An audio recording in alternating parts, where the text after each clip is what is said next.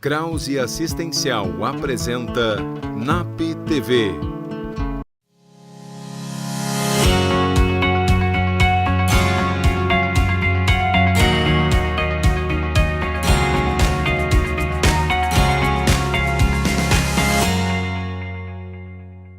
Olá! Hoje estamos aqui em Três Mulheres para falar um pouquinho sobre a mulher, esse Dia da Mulher, enfim, tudo que envolve essas questões ligadas a ser mulher. Estávamos aqui antes de iniciar o programa comentando a respeito do dia, né, que há um dia especial para mulheres que está se aproximando e tem várias histórias que falam a respeito desse dia. É fato que houve sim uma manifestação, um acidente numa fábrica nos Estados Unidos que morreram 130 mulheres e a partir daí que começaram a pensar no Dia da Mulher. Não, essa luta da mulher ela vem há muito tempo já. E desde 1908, mais ou menos, se eu não estou enganada a data, já começou movimentos das mulheres em busca de igualdade, principalmente no trabalho, em relação a possibilidades que iniciou a luta. Então, a partir daí, sim, que houve a data, se manifestou essa data de comemoração do Dia Internacional da Mulher. Então, não é só no Brasil, né? É internacional. E aí fico eu pensando aqui essas datas, né? Dia da Mulher, Dia da Consciência Negra, Dia disso, aquilo, geralmente está ligada um pouquinho com uma parte da sociedade mais fraca, né? Ou que está em busca de uma manifestação que ressalte a classe, né? Interessante, né? Nós precisarmos de um dia para poder falar das necessidades daquela classe ou daquele grupo, né? Esse Dia da Mulher é para você pensar nessa luta da mulher, né? É verdade. Eu fiquei pensando enquanto tu falavas, Andréia, da história, né? Dos movimentos que começaram a questionar, né, e buscar pensar diferente o lugar da mulher, né? E aí eu me lembrei daquele livro da Simone de Beauvoir, O Segundo Sexo. E eu voltei a ele, assim, revisitei para a gente conversar um pouco sobre isso. Eu fiquei pensando que bonito é o resgate que ela faz. Ela diz que começa lá pelo século XVIII. Na literatura existem vários autores, e aí ela cita o Stendhal, né, cita o Hemingway, e aí ela lembra de personagens que eles criaram, mulheres, heroínas, né, de histórias que já traziam assim, uma ideia de pensar a mulher como um ser humano, como um sujeito, com direito à autonomia, com direito a pensar o seu lugar, né, de uma forma mais libertária.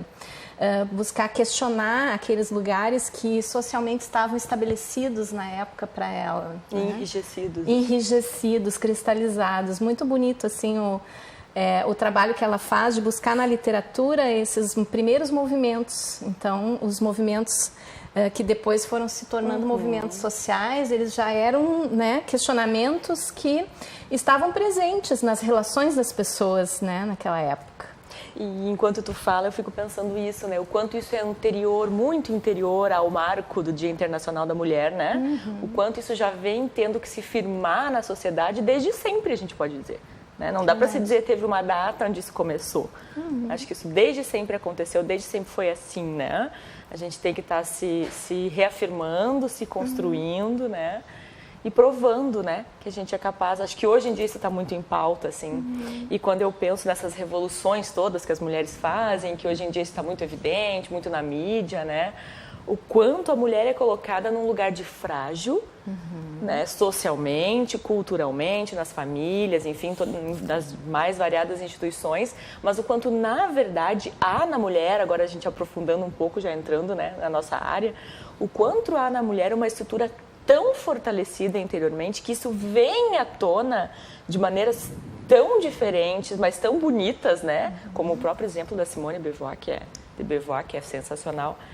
E isso coloca justamente em xeque, eu acho isso, né? Mas que mulher é essa? Que fragilidade é essa desse segundo sexo, né? Que lugares, enfim, a gente pode que ela ocupar. chama de mito, né? Esse eterno feminino, que são essas qualidades ditas como femininas, como coisas cristalizadas, que cristalizam esses binômios, assim, a mulher é mais emoção, menos razão, por exemplo. Qual o né? interesse que tinha atrás disso, né? Sim. Claro. Isso é questão cultural e histórica, né? Sem dúvida. Qual é o interesse de que realmente a mulher seja, né, mais frágil? Ou que ela fique aquém, né? Ela fique atrás do homem, ou ela fica, né? Então todo esse interesse vem de toda uma cultura. Então, ultimamente a gente vê muitos movimentos para querer mostrar o contrário. E é importante ter cuidado também com isso, porque entra num outro lado, que é daí de soberbar demais isso, né? Exagerar demais. Nós temos fragilidade como mulher, sim. Precisamos muitas vezes do homem, assim como o homem precisa da mulher.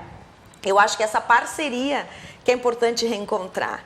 Porque é complicado quando a gente ouve, por exemplo, o comentário da Adriana de dizer essa busca de ver como um sujeito.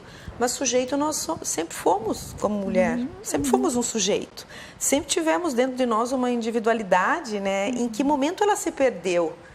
Porque daí ela tinha que agir submissa, teria que agir de acordo com as normas do seu senhor, né, como era antigamente. E é onde que se perdeu. De sujeição, de submissão, de dominação, né, versus submissão que aconteciam e que acontecem, né, em determinados espaços sociais. Isso é bem importante, que esse questionamento ele é permanente. Nesse sentido, eu vejo que essa é uma questão assim que precisa estar sempre em pauta na sociedade. Nada está dado, eu acho né? que bonito também que a mulher não está sozinha nesse questionamento, né? Porque ela traz lá, a Simone já busca pensadores, autores que já falavam sobre as mulheres, homens escritores que falavam, né, sobre as mulheres vistas com outros olhos. Que já tinham, né, essa visão, né? Isso, que já questionavam isso e que buscavam convidar as pessoas a pensar, né, na mulher como alguém que, se tem acesso à educação como o homem, ela tem acesso ou a oportunidade de buscar uma profissão que é tida como masculina. Né, ela vai ter todas as chances iguais às dos homens de fazer um excelente trabalho, seja na área financeira, seja numa área de gestão, seja numa área, enfim, considerada de aventura ou de um desafio, como, por exemplo, profissões de maior risco, né? Ou que e que a mulher pode ter esse lugar, sim, porque não? Imagina escritores lá no século XVIII pensando isso, né? E trazendo isso, me lembra um pouco esse movimento do eles por elas, que a gente tem hoje, né? Quer dizer, é um trabalho, questionar o lugar da mulher na sociedade, não é um trabalho só da mulher, é um trabalho da sociedade como um todo, né? Que é bonito a gente ver que tem, né, tantos homens com relações conjugais, autênticas, né, e que conseguem trazer esse olhar para a sociedade também e defender junto com as mulheres, né, um questionamento desses lugares e estabelecidos. Acho que levar esse pensamento, né, transmitir essa ideia, divulgar essa ideia, né, e aí enquanto tu falava sobre os vários espaços e que a gente pode, né, fazer o que a gente quiser, isso é sensacional. Acho que a gente vive agora gerações que têm isso muito mais claro. Desde pequenininhas, né? Desde pequenininhas, diferente da nossa, enfim. Mas me ocorre, assim, com isso, né? Acho que é um marco muito importante, quando tu fala, isso vai me ocorrendo, que é a entrada da mulher no mercado de trabalho. Eu acho que aí abriu-se, né, um campo de muitas mudanças culturais, sociais nas famílias, né, e que balançou um pouco a estrutura, assim, do que era tido como o lugar da mulher, né. Acho que aí a gente começou o advento da pílula também, né, que eu acho que isso mudou radicalmente o lugar da mulher. A gente não precisa ser só mãe. A gente pode também ser mãe, se a gente quiser ser mãe. Esse é um assunto bem interessante, né? É verdade. Hoje a gente vê muito isso, né? Mulheres que escolhem não ser mães, E que, claro, existe cobrança em alguns espaços da sociedade, daqui a pouco muito forte, sim. Existe, mas, e por que não? Eu não posso pensar, né, que eu posso decidir sobre isso com o meu parceiro, enfim. Ou a minha parceira, e ter, né, uma escolha consciente em função de todas as coisas que eu priorizo na minha vida, que são diferentes, que podem ser diferentes disso. E a força da cultura é tão forte que às vezes é muito difícil para a mulher conseguir tomar essa decisão. E sustentá-la, E sustentar. Porque qualquer encontro familiar de um casal que casou há pouco, começa, né, a pergunta: quando é que vem o bebê? Quando é que vai aumentar a família? Como se isso fosse necessário, né? Fosse muito importante que acontecesse isso. Só que a questão, quando eu escolho que não quero ser mãe, por exemplo, aí entra um ponto importante que são as escolhas. A mulher começou a possibilitar poder escolher, porque ela não tinha muita opção de escolha. Então essas escolhas foram se ampliando a chegar ao ponto de que não quero ser mãe, quero cuidar da minha vida profissional, da minha vida acadêmica, quero curtir a pessoa que está do meu lado e não quero ser mãe. E aí ela tem que lidar com toda essa pressão social. E isso é uma coisa que nos consultórios, na clínica, a gente vê muito o quanto apoio é importante para a mulher também nesse sentido. Nessas decisões e nessas escolhas. Sem dúvida. Eu vejo assim, às vezes a pessoa tem uma prioridade que tem a ver com um estilo de vida, né? Daqui a pouco eu não quero ter filhos porque eu gosto de viajar. Eu e meu marido nos sentimos que nós nos bastamos, por exemplo, e nós queremos viajar, nós queremos temos uma rotina onde não cabe, né, esse projeto de ter uma criança junto. Ou então, outras questões que eu vejo que também incidem sobre essa cobrança, os casais com diferenças de idade maior.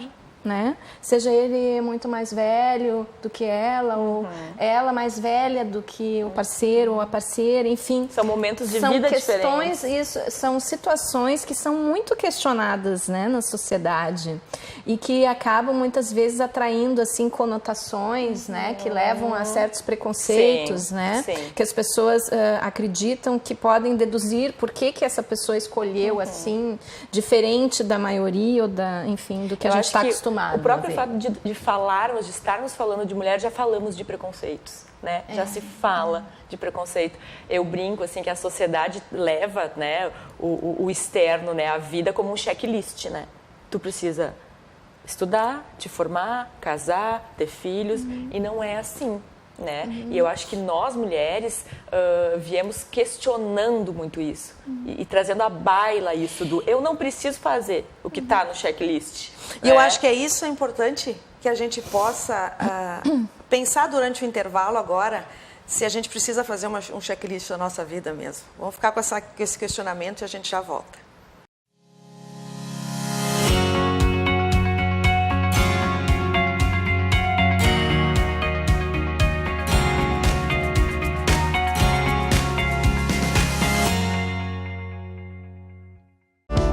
Exatos, uma empresa com os olhos voltados para o futuro, onde solidez e inovação caminham lado a lado, oferecendo através dos serviços contábeis os instrumentos necessários para a administração e a tomada de decisões estratégicas. Em constante evolução, com agilidade, transparência e respeito ao cliente, a Exatos atua em um amplo portfólio de serviços de gestão, formada por profissionais com vasta experiência nas áreas empresarial, contábil, fiscal, tributária e trabalhista.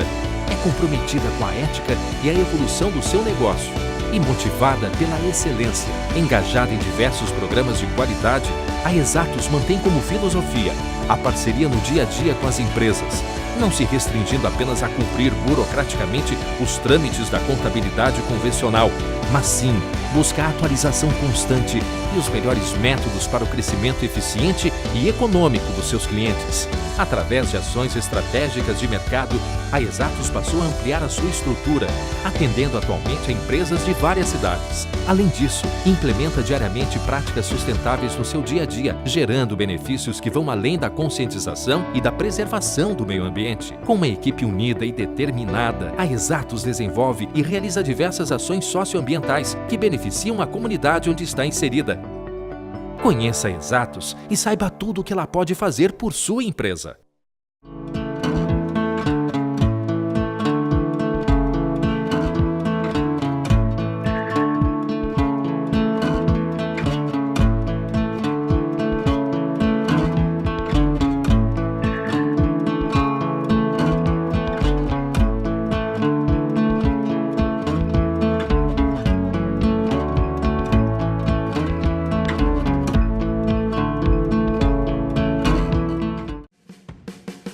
Domine as suas ansiedades e fobias com a realidade virtual. O NAP, Núcleo de Atendimento Psicológico, utilizando a inovadora plataforma Psyos, após mais de 20 anos de pesquisas e uso, apresenta ao Rio Grande do Sul esta avançada tecnologia para fins terapêuticos. Viva experiências virtuais com alto nível de realismo e monitoramento das constantes fisiológicas por biofeedback. De técnicas avançadas de relaxamento, concentração e mindfulness, até o tratamento de medos de avião, injeção, dirigir carros, altura, elevador, escuridão, falar em público, animais e tantos outros. Trate ansiedade, distração, estresse, pânico e transtornos alimentares com resultados duradouros em menor tempo, sempre com atendimento de um psicólogo especializado da equipe do NAP.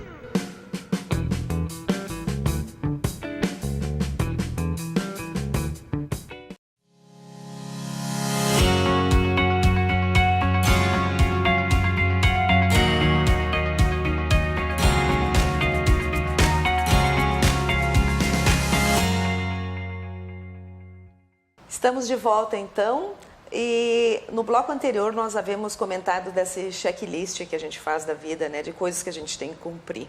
Como nós estamos falando da mulher, acredito até que a mulher tem uma lista um pouquinho maior de várias coisas que ela tem que fazer, além do trabalho, dos filhos, da casa, do marido, né, enfim, e o quanto a gente se preocupa com isso e o quanto é importante não dar tanta ênfase para essa cobrança social de que tudo isso tem que ser cumprido numa certa ordem, que tem a idade certa, que tem o momento certo. Não, né? Até porque a expectativa de vida aumentou bastante, então acho que a gente tem tempo, né?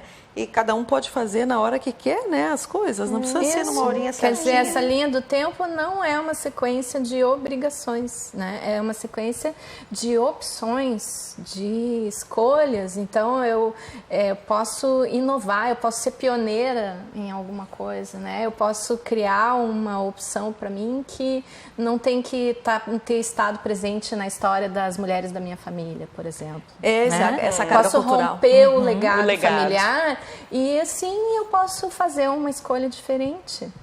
Construir a própria história, né? É isso que vai dando o essencial da nossa existência, tem a ver com isso, a gente conseguir buscar a nossa autorrealização. E dentro dessa busca, dessa autorrealização, a gente entra na questão do feminismo, né? Do quanto a mulher vem lutando. E o que é um feminismo, né? É uma luta de classe, é um desejo de que as coisas relacionadas à mulher possam acontecer. Tudo que tiver associado aos direitos da mulher sejam ressaltados. Só que a gente percebe muitas vezes que quase dentro do feminismo, desta luta, a gente encontra preconceitos, né? E quase que nós comentávamos antes no intervalo aqui, do machismo dentro do feminismo, ou seja, então só pode ser a mulher. Então a gente inverteu as polaridades, né? A gente estava lutando contra o machismo, dizendo que o homem que tinha direito de tudo, e agora a gente acha que é a mulher que tem o direito de tudo. E cadê o bom senso nisso? Sair do patriarcado para o matriarcado. Assim, os dois extremos, os né? extremos, Mas a gente nota, eu acho que isso é algo importante da gente pensar, assim, né? O quanto nós mulheres, mesmo que tenhamos um discurso né, do feminino, né, de uma luta de classe feminista, do quanto ainda também somos, em alguns casos, machistas, né? Porque é uma construção histórica tão arraigada, tão forte, desde sempre na história da humanidade, que não vai ser, a gente falava agora há pouco, século XVIII, e certamente anterior a isso, que não vai ser da noite para o dia que a gente vai conseguir desconstruir algumas coisas que já estão muito sólidas no social.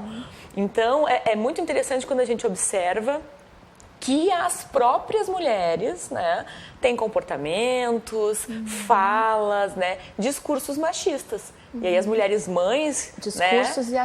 E ações, né? E aí as mulheres que são mães e mães de menino, né? Eu costumo brincar muito com isso na clínica. Aproveitem essa oportunidade, né? Vocês têm uma joia ali para lapidar de uma maneira não preconceituosa, de uma maneira aberta, né? A diversas possibilidades, né? Não engessada, mas isso ainda é muito forte, algo que a gente vai ter que trabalhar durante muito tempo para conseguir, e que tem danos sociais imensos, assim, né? Aí a gente já pode chegar, já linkar com outro assunto que nós falávamos aqui no intervalo, que é a violência contra a mulher, né? Essas regras, né, que permeiam as relações homem e mulher na sociedade, eu vejo, elas são feitas mesmo de um aprendizado do cotidiano, né?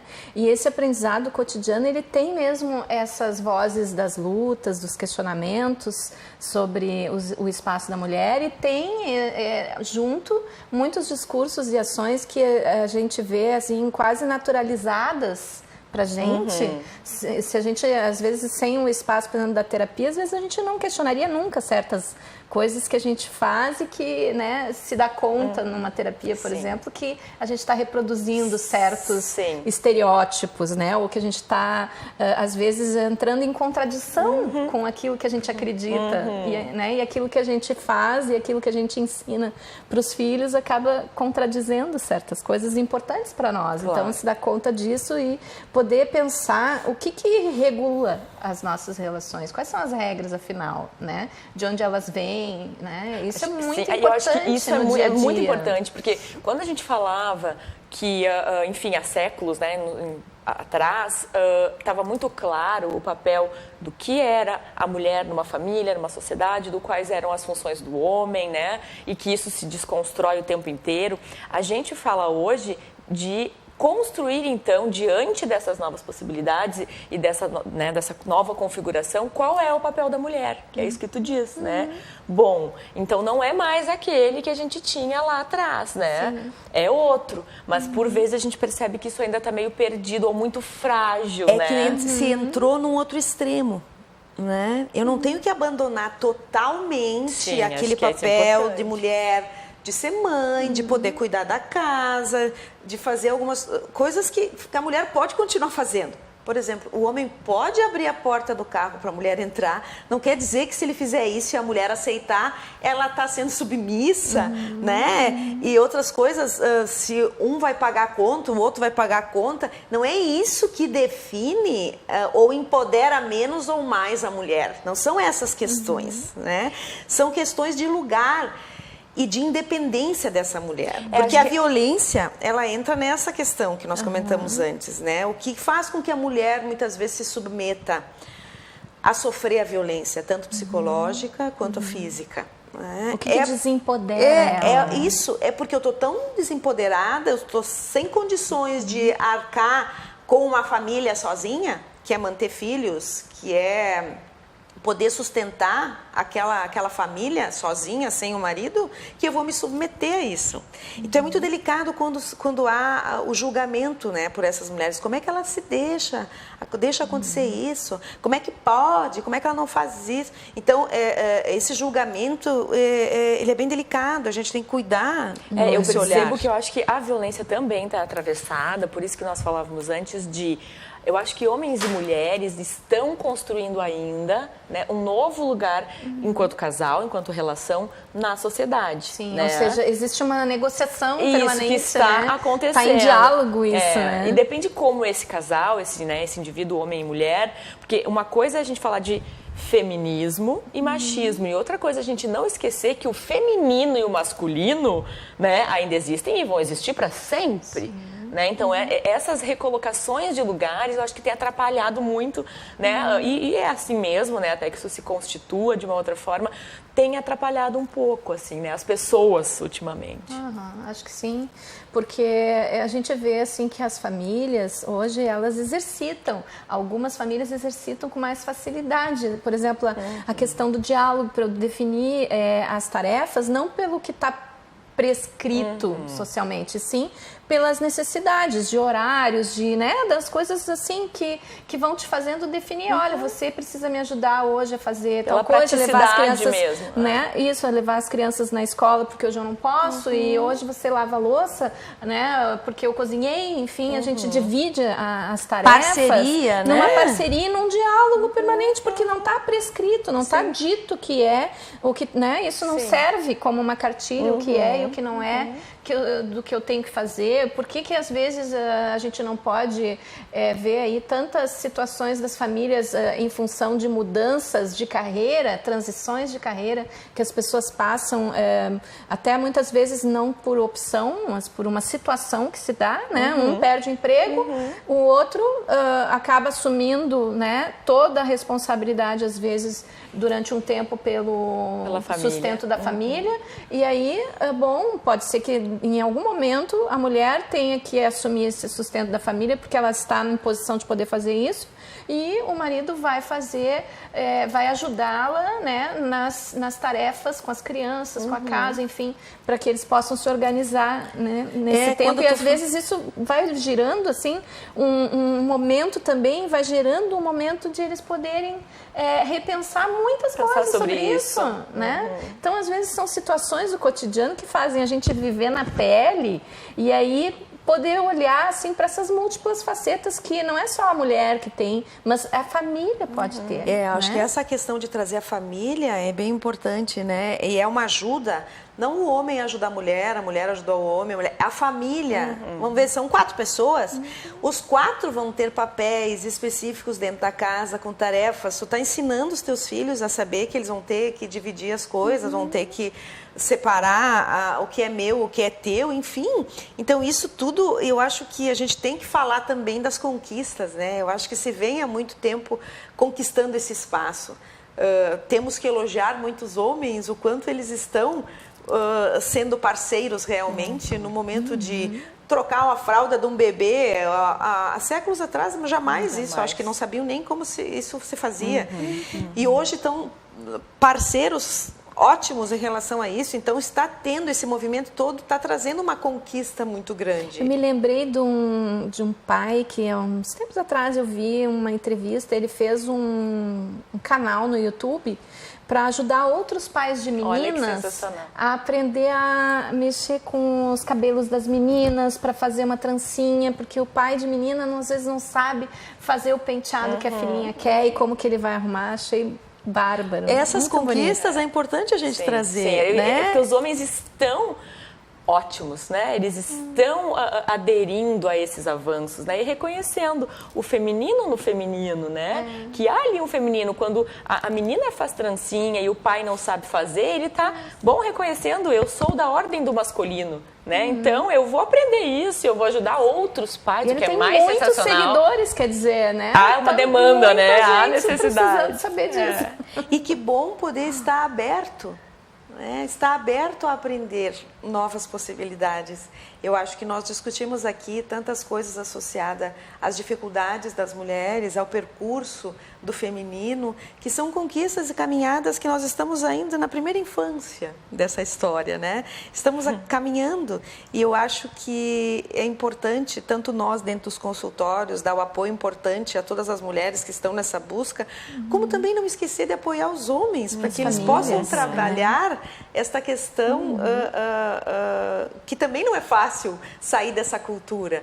E como disse, né, e ajudar que todos dentro, né, que a família possa trabalhar junto isso, e você vai estar ensinando aos teus filhos que sociedade eles vão construir no futuro.